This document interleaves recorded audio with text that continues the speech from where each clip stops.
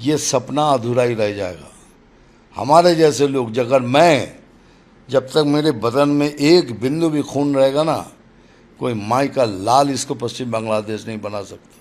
जो मारामारी गुंडागर्दी जिन लोग करते हैं उनको लेके आने में भी समय जाएगा। तो बीजेपी को हटाओ, ये फैसिस्ट पार्टी है। हम लोग सब अछूत हैं, ये सब भगवान के लोग हैं।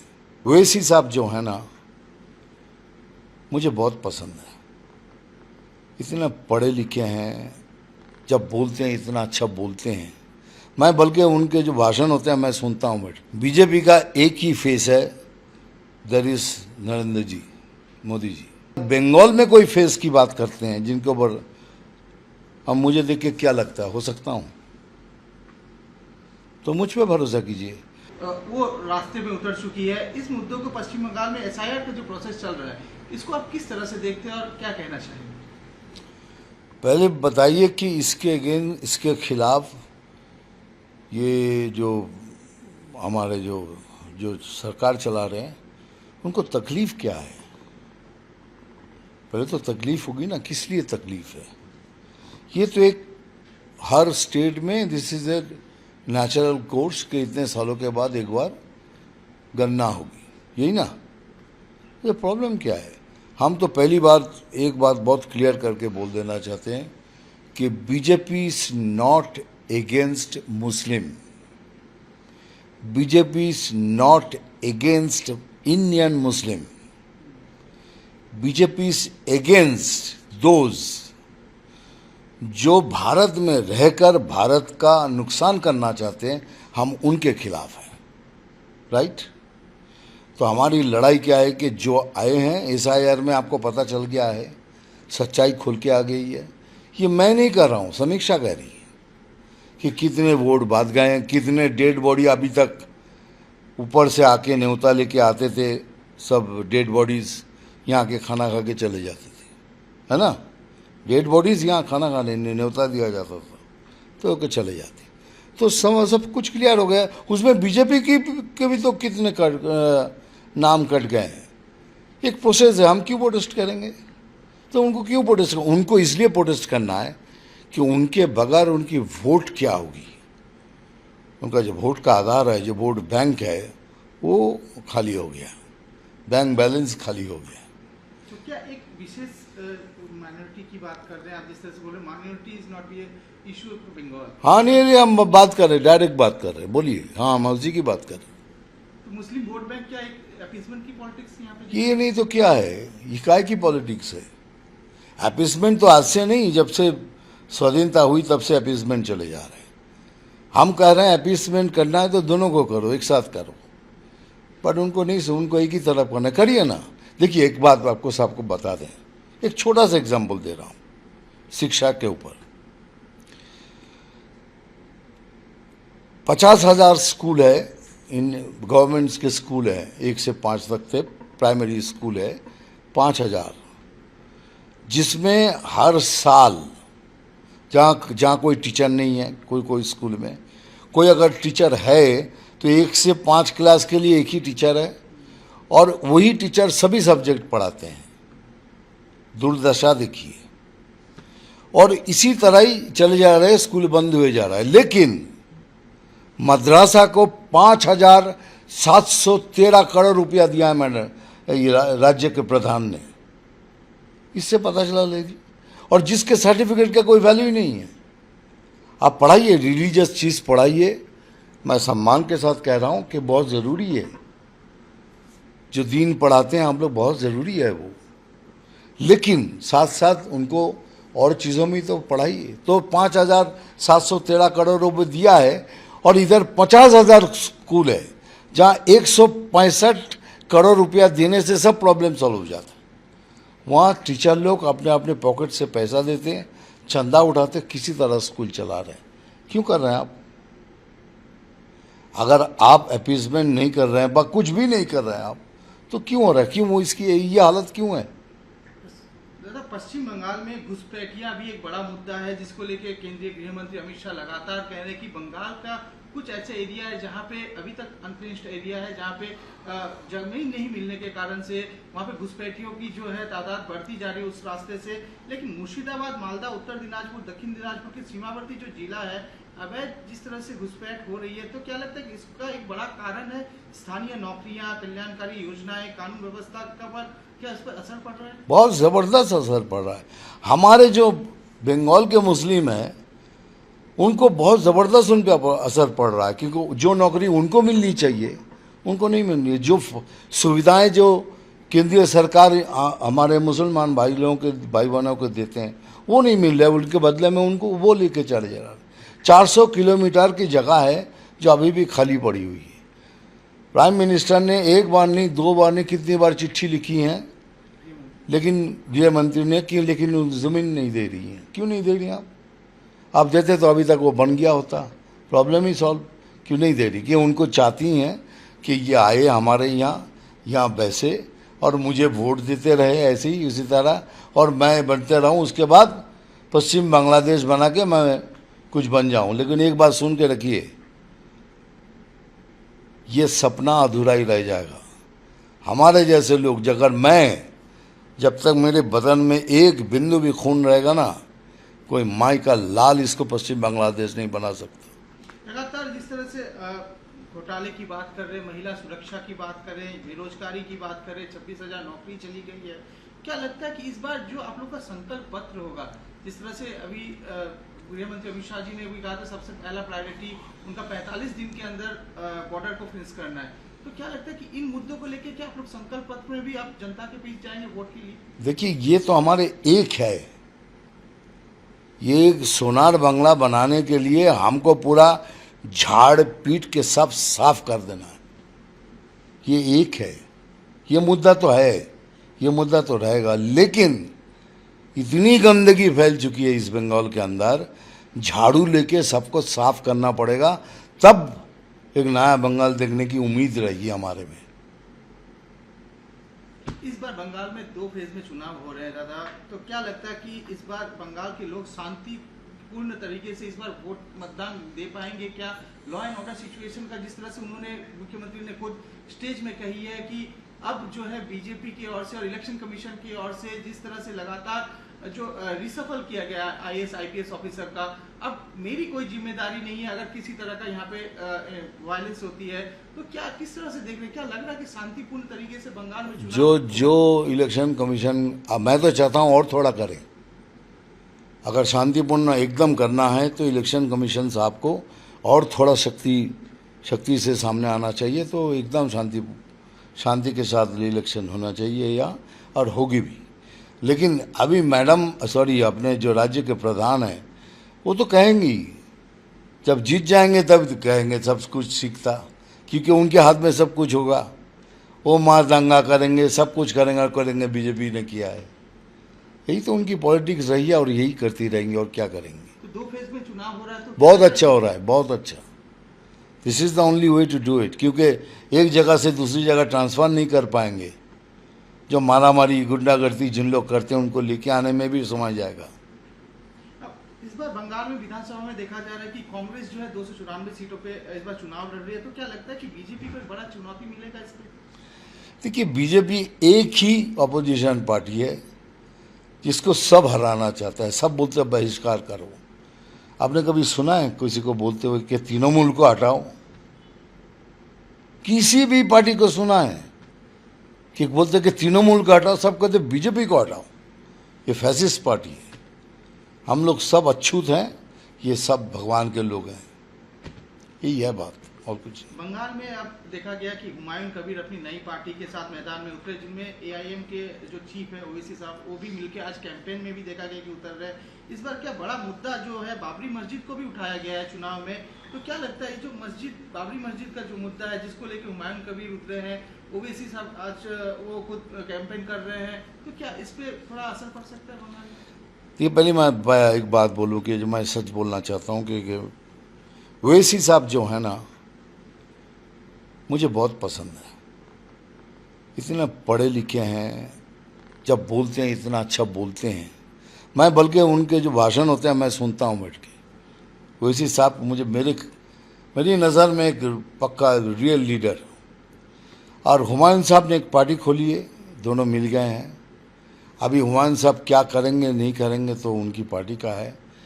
बाबरी मस्जिद का जो मुद्दा है वो मैं तब बोलूँगा जब बन जाएंगे, उससे पहले मैं कोई बात नहीं करना चाहता इसके बारे में। ये रिलीजियस मैटर हो जाएंगे, उसके बारे में नहीं बोलूँगा। आप लगातार बंगाल का हर क्षेत्र को जानते हैं, हर जगह में आप जाते भी हैं दादा। इस बार विधानसभा चुनाव में बीजेपी ने जिस तरह के उम्मीदवारों का चुनाव किया है उस पर आपका क्या विचार है? क्या आपको लगता है कि बीजेपी के जो उम्मीदवार पश्चिम बंगाल में सरकार बनाने के लिए मैजिक फिगर हासिल कर पाएगी? देखिए, इस बार ये हमने जो किया है आप देख सकते हैं। हमने कोई, क्योंकि हम सब बहिरागत है ना, उनके वहाँ तो कोई बहिरागत है ही नहीं। दो एमपी तो यहाँ ही सब भूमिपुत्र है ना। मैं भी बहिरागत था, अभी लिएंडर पेस भी बहिरागत हो गया, बट कल नहीं था, आज हो गया। इसी तरह मैं भी बहिरागत हो गया। लेकिन एक बात सुनिए, इस बार ये हमने जो चुना है, अच्छा है बुरा है, लेकिन लोकल आदमी को ही चुना है। लोकल आदमी को ही हमने चुना है कि लड़ना है, कि लोकल आदमी लड़े और जीत के आए। और इसीलिए उम्मीद के साथ कह सकता हूँ कि इस बार ही डेफिनेटली हम जीतेंगे। दादा, जिस तरह से आपने कहा है कि इस बार आप लोग फुल कॉन्फिडेंट है मैजिक फिगर तक आने के लिए, लेकिन बंगाल विधानसभा चुनाव से पहले ममता बनर्जी जिस तरह से वो एक चीज़ कह रही है कि बंगाल जो बीजेपी सरकार है वो नॉन वेजिटेरियन के खिलाफ है, मछली के खिलाफ है। आप लोग अगर बीजेपी को लाते हैं तो बंगाल में मछली खाना बंद हो जाएगा, वेजिटेरियन सबको बना दिया जाएगा। तो किस तरह से ये आपको लगता है ये बात सच है? मुख्यमंत्री अरे वो तो कुछ भी बोलेंगी, कुछ भी बोलती आ रही है। अभी कोई इशू नहीं है, अभी ये इशू को पकड़ा है। महाराष्ट्र में मैं रहता हूँ, कुछ बंद हुआ है? आप भोपाल में शूटिंग करने जाए तो कुछ हुआ है, राजस्थान में शूटिंग करके कुछ हुआ है, दिल्ली में कुछ हुआ है। ये मच्छी बच्ची बच्ची सब कुछ, ये खाली बोलते ही जाएंगे यही बात। एक चीज़ जो बोले जाएंगे कि एक मांस नहीं खाइए, जो हमारे लिए एक रिलीजियस थिंग है, जो धक्का लगता है दिल पे। लेकिन हम मुसलमानों की वो चीज़ भी हम इज्जत करते हैं, हम दूसरा मांस भी नहीं खाते, और हम बोलते भी कि ये चीज़ का नाम तक मत लो। एटलीस्ट मैं बोलता हूँ नहीं, ये इससे नाम मत लो, इसका यह हराम है। लेकिन ये जो बात है, अभी मच्छी नहीं खाने देंगे, ये नहीं खाने देंगे, तो मच्छी लोग क्या करेंगे? मच्छी लोग इतने हो जाएंगे जब खाएंगे नहीं, तो पश्चिम बंगाल में इतने जो मच्छी उग रहे हैं वो क्या करेंगे? वो पानी के ऊपर होकर बड़ा पकड़ो मुझे, कब तक मैं खड़ा रहूँगा? नैरेटिव सेट किया जा रहा है। और क्या नैरेटिव सेट, क्या झूठ सेट किया जा रहा है। आपको मच्छी नहीं खाने देंगे, ऐसे हम मच्छी नहीं खाने दे रहा है, हम रोएंगे कि हम रोज़ मच्छी खाते हैं? ऐसे भी बोल रहा हूँ। मैं खुद बंगाली हूँ ना, हम भी वेजिटेरियन खाते हैं, कोई एक दिन मच्छी खाते हैं, कभी एक दिन चिकन खा लिया, कभी एक दिन अंडा खा लिया, यही ऐसे ही खाते हैं लोग। अभी इनको क्या फ़र्क पड़ गया पता नहीं, अभी बड़े शायद कुछ चक्कर है इसमें कुछ। बंगाल में जिस तरह से मुख्यमंत्री ममता बनर्जी अपने 10 वादों को लेकर इस बार उतरी हैं कि जो उनका मैनिफेस्टो है, इसमें उन्होंने कहा है कि बहुत सारे ऐसे प्रकल्प है, जैसे लक्ष्मी भंडार हो गया, कन्याश्री हो गई, बहुत सारे स्कीम है जिसको उन्होंने इस बार रखा है कि बंगाल के विकास के लिए उन्होंने बहुत सारे काम किए पिछले 15 सालों में। लेकिन क्या लगता है कि आपको लगता है कि बंगाल में विकास के लिए जिन योजनाओं को वो बात कर रहे हैं, जिन ये स्कीम्स की बात कर रहे हैं, अभी युवा साथी योजना भी वो लेके आए हैं, तो इस पर क्या कहना है? मेरा कहना है कि उन्होंने जो प्रकल्प की बात की, एक भी हुआ है 15 साल में? ये हुआ है युवा साथी, ये श्री वो श्री, ये खाली बस है 1,500 रुपया। तो 1,500 रुपये किसी का घर चलता है? आप बताइए ना, नहीं चलता है। लेकिन आप देखिए, बगैर बोले महाराष्ट्र में 3,000 रुपया दिया जा रहा है माँ बेटी को, हर बीजेपी स्टेट में 3,000। हम बोलते नहीं हैं, हम जीत के आएंगे तो दिखाएंगे आप 1,500 मिलता है, 3,000 हम देंगे। लेकिन क्या के बोल क्या फायदा? वो बोलेंगे हाँ ये 1,500 दे रहा है तो इसीलिए 3 दे रहा है। ऑलरेडी दे रहे हैं हम। महाराष्ट्र दुनिया जहाँ भी देखिए 3,000 रुपया दिया जा रहा है। तो दूसरी बात यह है कि ये जो प्रकल्प की बात कर रहे हैं, आज तक कोई प्रकल्प उन्होंने किया नहीं है। दिस इज़ ऑल खाली लोगों को उसी चक्कर में फंसाना है। और कितनी साथी करेंगे? अभी हम लोग बेसहारा हो जाएंगे, बेसाथी हो जाएंगे। इतने साथी उन लोगों ने ऐड कर दिया। 1500 रुपये में घर चलते, बोलिए ना। अभी उसका बेटा अगर उनमें कोई विवेक हो, वो करप्शन नहीं करना चाहता है, वो तो भूखा मरेगा। उनके बाप अगर बीमार है, वो कहाँ से जो प्राइम मिनिस्टर साहब ने आयुष्मान भारत का योजना किया था, जिसमें 5 लाख रुपया हर एक को मिलेगा, वो अगर तृणमूल के सपोर्टर है उनको भी मिलेगा, वो भी बंद कर दिया। तो अगर कोई 1,500 रुपये में अगर आपके चिकित्सा हो सकती है तो मुझे कुछ कहना नहीं है। 5 लाख रुपया इसे ऐसे रोक के रख दिया, किसी को लेने नहीं दे रहा है। मैं बोल रहा हूँ अगर बीजेपी के भी हो, अगर आप तृणमूल के भी हो, कांग्रेस के भी हो, कम्युनिस्ट के भी, सबको मिलेगा वो 5 लाख रुपया, लेकिन उन्होंने रोक दिया है। तो वो क्या प्रकल्प की बात कर रही हैं कि मैं ये कर दूंगी, ये कर दूंगी? पहले तो ये करो। आवास योजना बना, आधी आधी बिल्डिंग करके छोड़ दिया कि सरकार पैसा नहीं दे रही है। ये नहीं करेंगे कि मेरे हिस्से का मैं नहीं दे रही हूँ। तो इतना बना कैसे? उनके पैसे से तो नहीं बना। खाली छत लगा दो तो घर रेडी, लेकिन नहीं दे रही, ताकि के प्रधानमंत्री का नाम बढ़ जाएगा। अरे भाई, प्रधानमंत्री अलग है और बीजेपी का प्रेसिडेंट अलग है। जब पार्टी का नेता, सबसे बड़ा नेता हमारे मोदी साहब हैं, वो एक अलग व्यक्तित्व है, और प्रधानमंत्री सबके लिए हैं। वो शपथ लेते हैं, मैं हर भारतीय का प्रधानमंत्री हूँ। और जब बीजेपी ऑफिस जाते हैं तब भी बोलते हैं कि जब बीजेपी का ऑफिस जाते हैं, मैं बीजेपी का सबसे बड़ा मुख हूँ, फेस हूँ। लेकिन वो इनको, हमारे जो राज्य के प्रधान हैं, वो प्रधानमंत्री को भी बीजेपी वो बना दिया।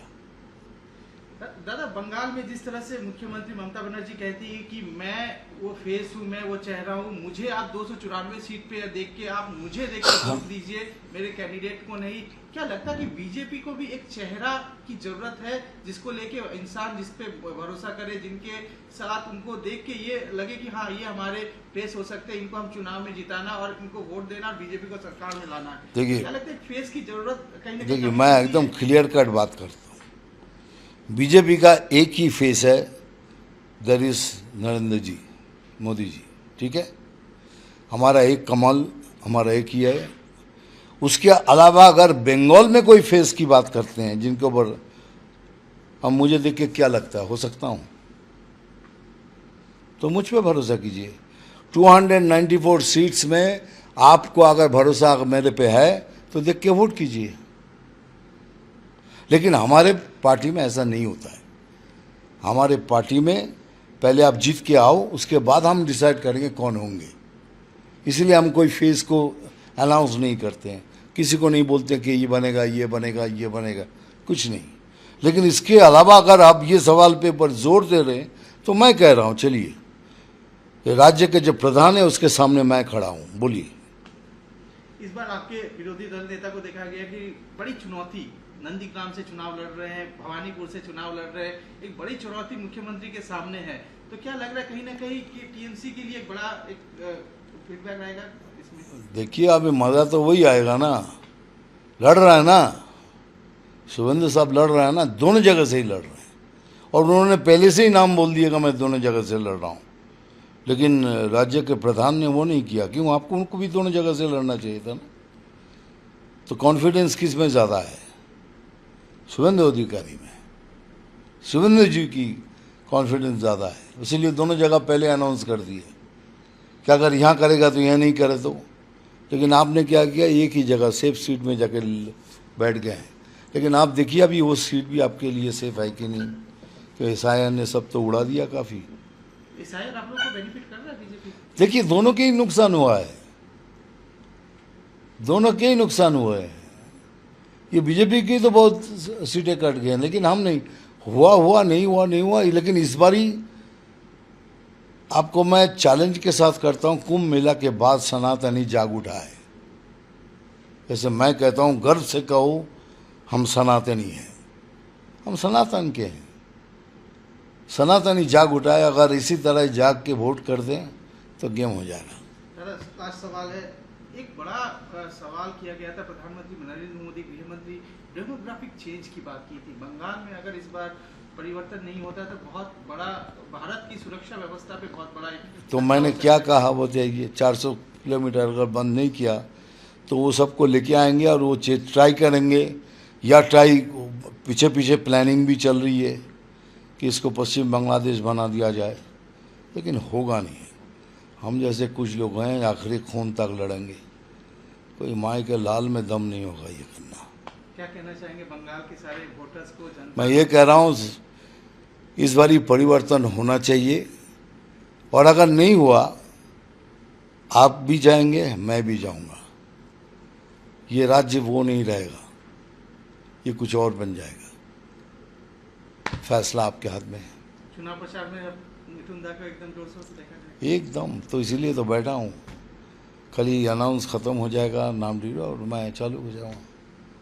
थैंक यू दादा। और मैं तो अभी से नहीं, 3 महीना 4 महीने पहले से तो कर रहा हूँ। थैंक यू दादा, एनआई से बात करने के लिए।